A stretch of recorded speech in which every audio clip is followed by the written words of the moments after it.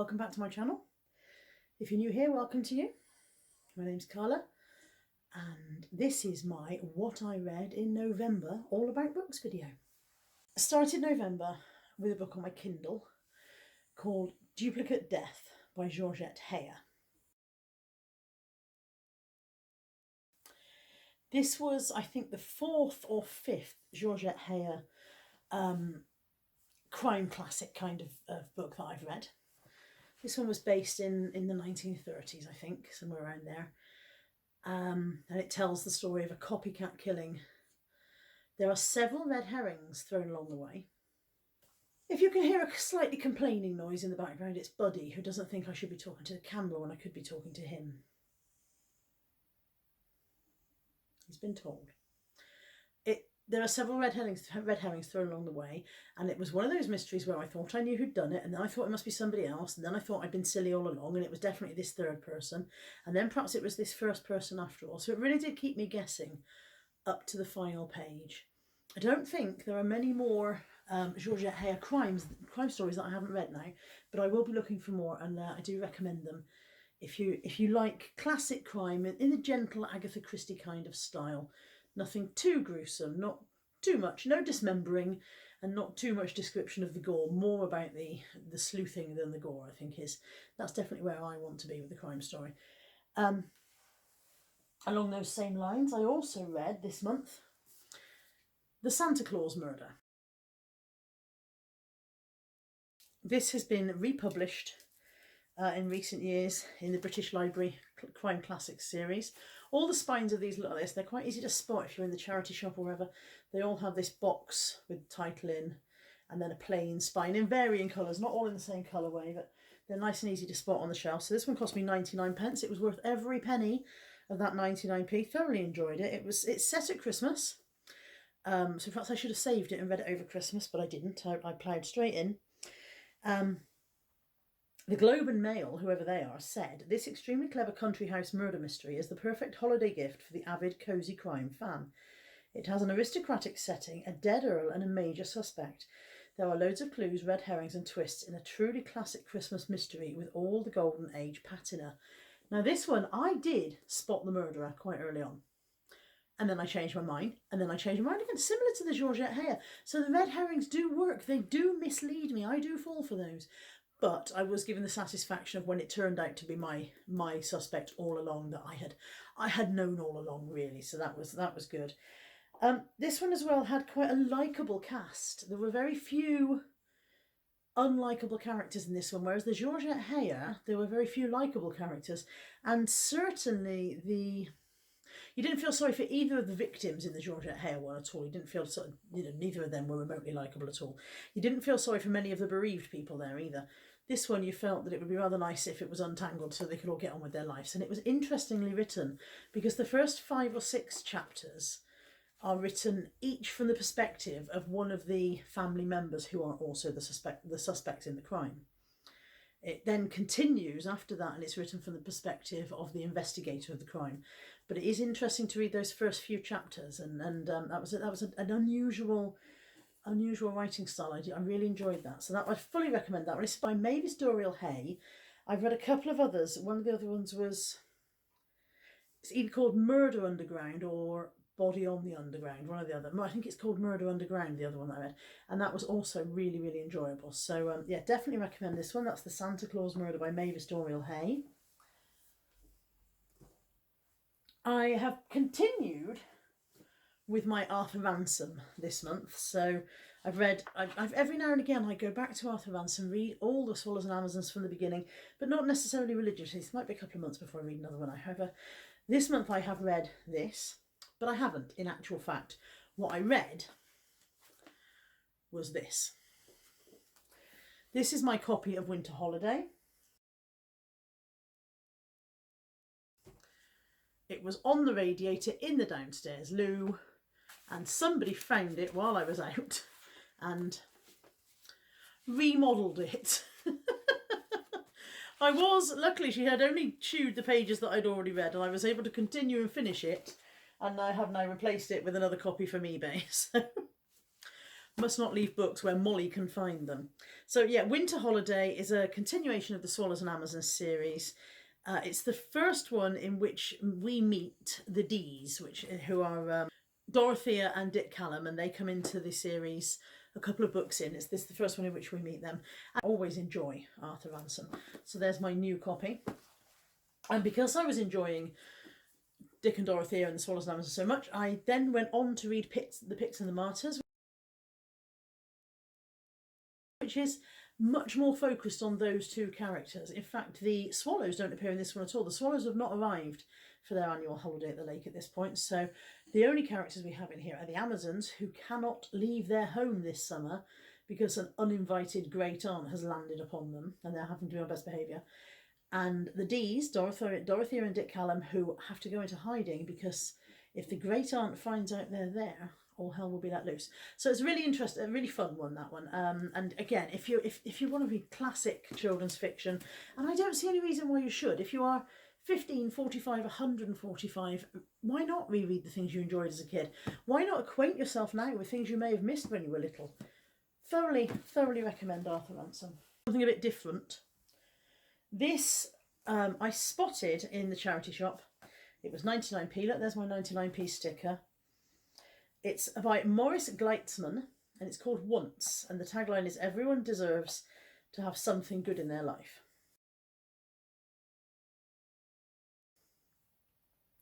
It was in the children's section. However, I would hesitate to say that it is a children's book. Certainly it's got a very strong theme. It's set in World War II. It's at the height of the Holocaust, when the Jewish people are being persecuted, driven from their homes, driven from their towns, rounded up, taken to concentration camps. So the tagline on the back says, "Once I escaped from an orphanage to find Mum and Dad. Once I saved a girl called Zelda from a burning house. Once I made a Nazi with toothache laugh." At the beginning of this book, the main character, he's a young boy, and I think around 9 years old. I would say about 9, although it may specify exactly how old as I may just not have remembered that. He's in an orphanage, and he has been placed there by his parents for safekeeping, basically, to keep him out of the way of the Nazis. He's a young Jewish boy. He's been placed in this orphanage to keep him safe from the Nazis when they're rounding up the Jewish people and taking them to concentration camps. He doesn't realise that. He's been told that he is there. His parents are Jewish booksellers, and he's been told that he is there because times are very difficult for booksellers, and he'll be looked after there, and that they're coming back for him. So yeah, he's in a Catholic orphanage up in the mountains. He's actually being very well looked after, but of course he wants to be back with his parents. He believes his parents are coming back for him, and at one point he tries to run away to get back to his parents. Of course, once he gets back to his hometown, he discovers that nothing is how it used to be. His parents are not there. His home has been occupied by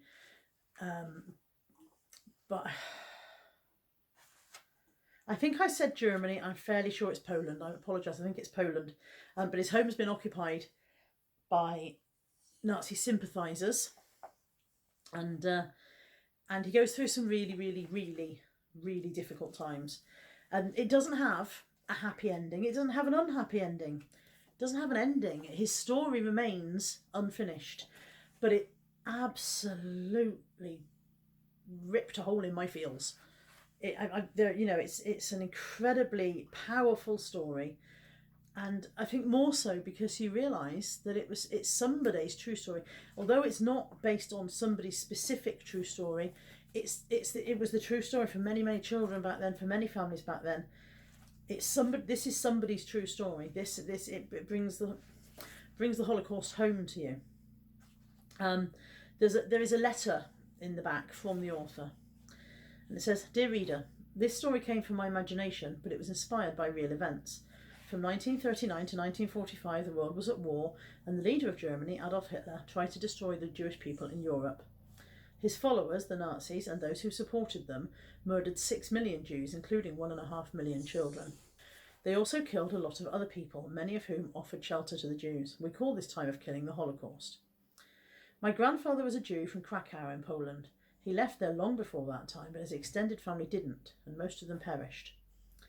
10 years ago, I read a book about Janusz Korczak, and I'm sorry if I've mispronounced that, a Polish Jewish doctor and children's author who devoted his life to caring for young people. Over many years, he helped run an orphanage for 200 Jewish children. In 1942, when the Nazis murdered these orphans, Janusz was offered his freedom, but chose to die with the children rather than abandon them. Janusz Korczak became my hero. His story sowed a seed in my imagination. On the way to writing this story, I read many other stories, diaries, letters, notes, and memories of people who were young at the time of the Holocaust. Many of them died, but some of their stories survived, and you can find out where to read them by visiting my website or having a look at the Once Reader's Notes on the Puffin site. This story is my imagination trying to grasp the unimaginable. Their stories are the real stories. Maurice Gleitzman. Even that letter to the reader is written towards a childlike understanding. I wouldn't hand this book to your 7-year-old and say read this before bed. It's too real. It's too real, and it is important that our children know what happened, because as the Second World War recedes in history, as it becomes 3, 4, 5 generations ago, rather than just our parents' generation or our grandparents' generation, as that recedes into history, it gets softened, it gets blurred, it becomes less real, it just becomes nothing to do with us. But in the current political climate, in fact in every political climate, it's important to remember that there is always the possibility of it happening again. There's always the possibility that the public consciousness can be manipulated the way it was for many people of several countries during the Second World War, and that you can be reprogrammed to believe that not everyone is equal. Really, really, really strong book. This has gone very serious, hasn't it? So I'm just dropping this piece in. There'll be a sudden splurge where the background changes and you're like, what's going on here? I have just said that the Maurice Gleitzman book Once ends with no ending. Only to discover when I came to Amazon to find the links for all the books to drop into this video that it's part of a 6-book set, and that's why there's no ending, because the other 5 books are the continuation of the story. I have hit the buy now button on there faster than you can imagine, and they'll be back in next month's video. So yeah, so the story isn't over, and I didn't realise. On a lighter note, I also read this month. This is Pam Ayres' The Works, the classic collection. I love Pam Ayres. I've always enjoyed watching Pam Ayres perform her poetry. It's not as strong when you read it yourself, because Pam's accent really is what makes it as funny as it is. However, I thoroughly enjoyed this, and somewhere here there's a classic that I'm going to read for you. What could you read from a Pam Ayres anthology except for, oh, I wish I looked after me teeth. Oh, I wish I'd looked after me teeth and spotted the perils beneath all the toffees I chewed and the sweet sticky food. Oh, I wish I'd looked after me teeth. I wish I'd been that much more willing, when I had more tooth there than filling, to give up gobstoppers from respecting me choppers and to buy something else with me shilling. When I think of the lollies I licked and the licorice all sorts I picked, sherbet dabs big and little, all that hard peanut brittle, my conscience gets horribly pricked. My mother, she told me no end, if you got a tooth, you got a friend. I was young then and careless, my toothbrush was hairless. I never had much time to spend. Oh, I showed them the toothpaste all right. I flashed it about late at night. But up and down brushing and poking and fussing didn't seem worth the time I could bite. If I'd known I was paving the way to cavities, caps and decay, the murder of fillings, injections and drillings, I'd have thrown all my sherbet away. So I lie in the old dentist's chair and I gaze up his nose in despair, and his drill it do whine in these molars of mine, to amalgam they'll say, for in there. How I laughed at my mother's false teeth as they foamed in the waters beneath. But now comes the reckoning, it's me they are beckoning. Oh, I wish I'd looked after me teeth. To finish off my What I Read in November video, there are 2 audiobooks, which I'll drop a picture in, but obviously I don't have them because they're audiobooks. I started this month with Nio Marsh, Artists in Crime.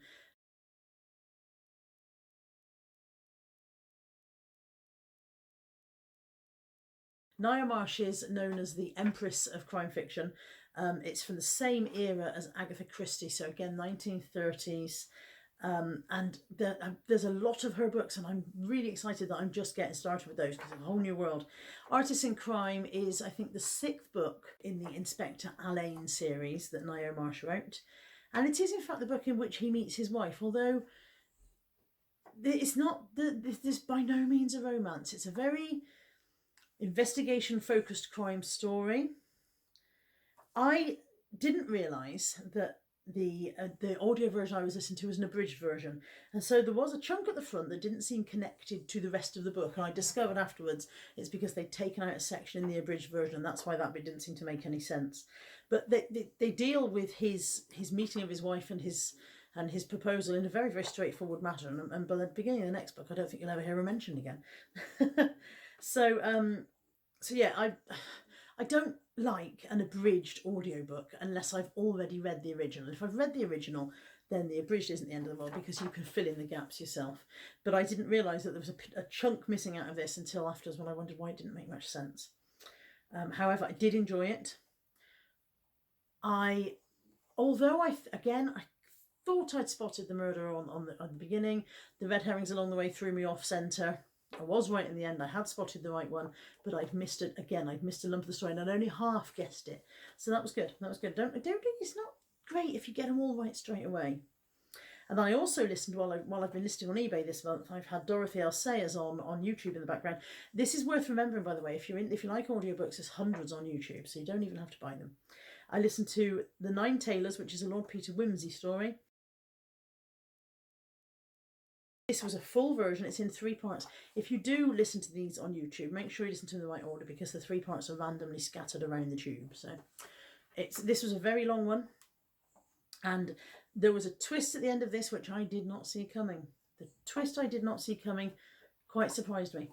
I enjoy the Lord Peter Wimsey stories by Dorothy L. Sayers because he is so beautifully understated as a detective. He just kind of bimbles around. He's somewhat a Jeeves and Wooster style character, only he's not daft like Bertie Wooster, and he just kind of bimbles around, being very, very suave and very sophisticated and minding his own business, except he's plainly not. He's minding everybody else's business and putting it all together in his head, and coming out, adding 2 and 2 and coming out with 4 every time. So heartily recommend them, and you can find those on YouTube to listen to if you want to. So this month's What I Read is actually quite a short one, because I didn't read as much as I did the previous month, I don't think. I think I've been watching too much television again. It's time to cut down on the television and read more at night. I hope you've enjoyed this video. Please do hit the like button if you've enjoyed it. Put a comment down below. Let me know if you've read anything that I've read this month. Let me know what you think of the books that I've mentioned. I'll try to put links down below if I can find them to all the books that I've mentioned. This is not an affiliate link, by the way. I don't have, if you click on any of the links that will be below this video, I don't make any money from that. I'm just putting them in because I'm a jolly good person, just to make life easy for you guys. So do like, comment, subscribe if you're not subscribed already, and if you'd like to see more of me blethering about what I've read.